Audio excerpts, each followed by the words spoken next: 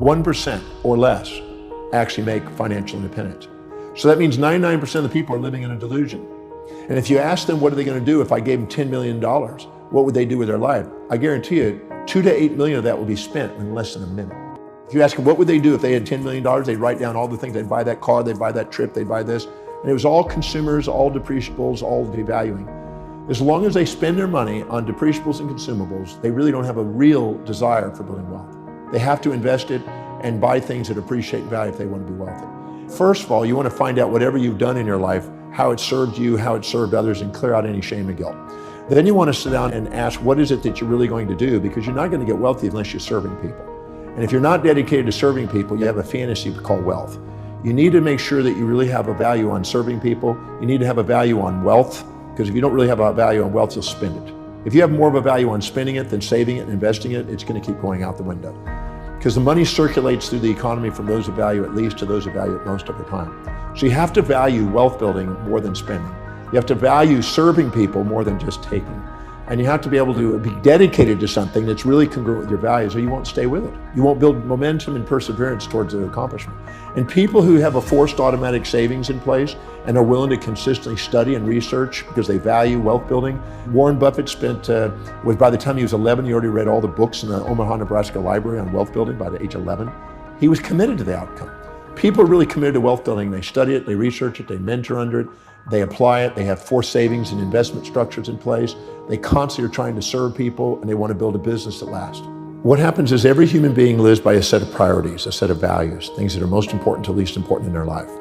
Whenever they set goals that are congruent and aligned with their highest values, they become the most powerful and effective people they can be.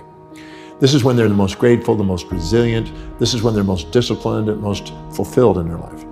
Whenever they're living by lower values and trying to inject the values of others or minimize themselves and live by lower value systems, they procrastinate, hesitate, frustrate, and they become, you might say, victims of their history, not masters of their destiny. So you look at how people fill their space. You look at how they spend their time. You look at what they are disciplined about and focused on. You look at where they're most organized. You look at where they spend the most money. You look at what energizes them the most.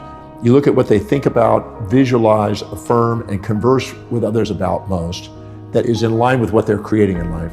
Look at what they're inspired by, what their goals are, and what they love learning.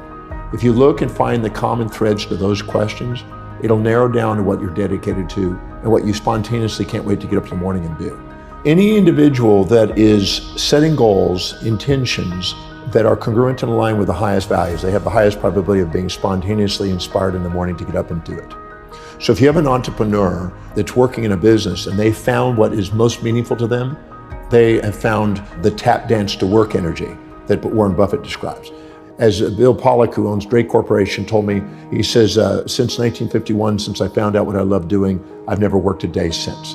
Now, in addition to that, an entrepreneur also has to find out what their targeted market's highest values are to make sure that they're providing a service that meets those specific needs.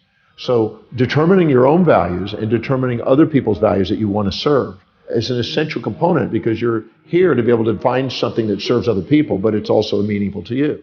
If you find those two, you've got your niche. Now you've got exactly what you would love to get up in the morning and do, and you get to go and do what exactly people want, and you get to fulfill their life. Because everybody has a set of priorities, a set of values in their life, when you go down the list of values to lower values, you're less inspired, less fulfilled by doing them. You procrastinate in doing them. And what happens is you'll only do them if it's pleasurable, and if it's not, you'll give up. So it's a key is to make sure that everything you do is highest priority, the thing that's most meaningful to you, so you don't give up, you have the resilience, and you embrace pain and pleasure in the pursuit of a great purpose. If you are not living by your highest values, because you're wanting to do it with pleasure only and you want to give up if it's pain, you'll need motivation all the time. The difference between inspiration, which is from within, is people who are inspired from within are living by their highest values. And people that need motivation from without are people that haven't found that highest value and are living by lower values. And they need constant incentives and motivation and only pleasure to keep them going. So I'm not a motivational speaker, and I don't promote motivation, because I think motivation is a symptom more than a solution. The animal is always having an impulse for that which is prey and pleasure, and an instinct away from that which is pain and predator.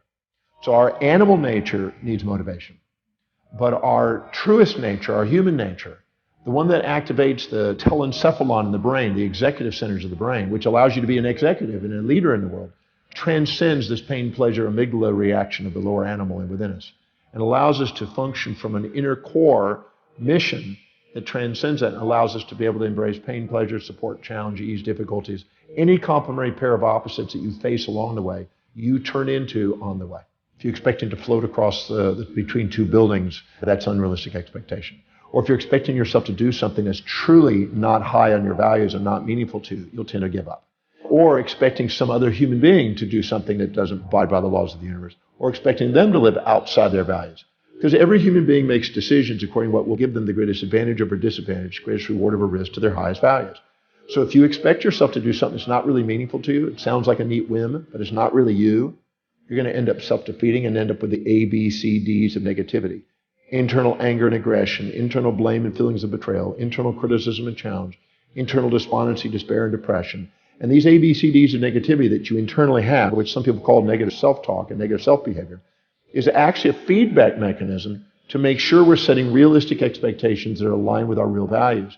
And we know that it's real if we can see it in our mind's eye, we see the strategy, we know the action steps, and it's obtainable. Now, those are the keys. When you do, you have a realistic expectation, you keep showing effort and evidence of manifesting what you want to manifest. The wisest thing to do is start with simple goals that you achieve and train yourself to do what you say. If you train yourself to do what you say, your piggy banks become biggie banks. Your little action steps become big dreams. And if you live congruently with your highest values, you have the highest probability of achievement and you won't give up on your goals. So if you set goals that are congruent, that are truly meaningful to you, and you start chunking them down into small enough bites, so you just keep doing things and keep rewarding yourself by accomplishing immediate steps, you'll end up manifesting things because you just strategize your way into the bigger game. So I always say that if you chunk the big project down into small bites and then down to everything that's within a time horizon and within your vision to see and do, you'll get it. You just stay with it long enough.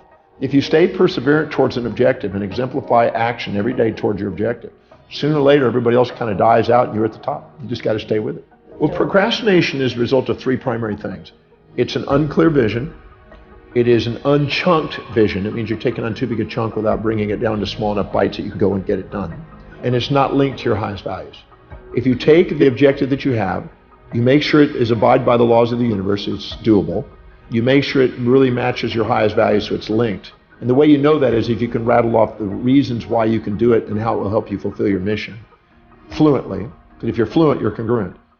Then you basically make sure it's chunked down into small action steps you can do, and you micromanage until you've proven you can macromanage. That means you do it in just small baby steps every single day. If I do this, I'm one step closer. If I do this the next day, I do it one step closer. Break it down into such small steps that it's by the inch, it's a cinch. If you do, you won't procrastinate. Procrastinate means that you've unchunked it, unlinked it, and unclarified it. I think that people who think they're going to be positive all the time are delusioned. Just like a magnet, it has two sides, and you have two sides. And the more you set up a fantasy that has only one side, the more you get depressed when it doesn't match your fantasy. So I'm a realistic guy that sets real goals in real time with a balanced orientation, and I accomplish more by doing it than setting up fantasies and then having nightmares. So I'm not a positive thinking guy. I'm a balanced thinking guy. But when people are down, that you need the positive thinking. But when you're up and you're fantasizing and setting up fantasies and pies in the skies, you need some critical thinking to be able to put you back into reality. So I'm a believer in both sides are needed. So what I did is I did a number of steps. One of them is at the end of the day, I would stop. And if I had this super high day and really thought I'd really done something and really was puffed up and kind of proud, I'd ask, who did I forget to serve today? Who did I not call? What procedure did I not follow? What name did I overlook? What priority did I not hit today? I would ask questions that learn to self-govern myself back down into the center. And if I had a low day and I really thought, wow, what a real crazy day, I would ask, what did I accomplish? Who did I serve? What names did I remember? I would self-regulate. So I would neutralize myself and steady myself. And instead of having volatilities in my business, I had steadiness. I also forced in savings. I didn't wait for profits. I forced profits in. I paid myself first. I built up a big cash reserve, so it decreases the volatility. It increases the client quality that I had. It increases the associations, opportunities, and alignments to greater opportunities in business. I made sure that I focused on the priorities each day, delegating lower priority things on a regular basis, because if I was going to do low priority things, I was going to keep myself in a low priority position. If you're doing what you love, it was Peter Lynch in his One Up on Wall Street back in the 90s, he said, if you're grateful for your job, if you love what you're doing, you're inspired by the vision, and you're enthusiastically working, that company's going up in value. And if you're going to buy a stock that you visited the company and see those 4 things. If those 4 things are in place, the company's going to go up in value, because that's 4 things that exemplify what's possible and draw and magnetize charismatically people to people who are doing those 4 things. A company can't grow without those 4 things.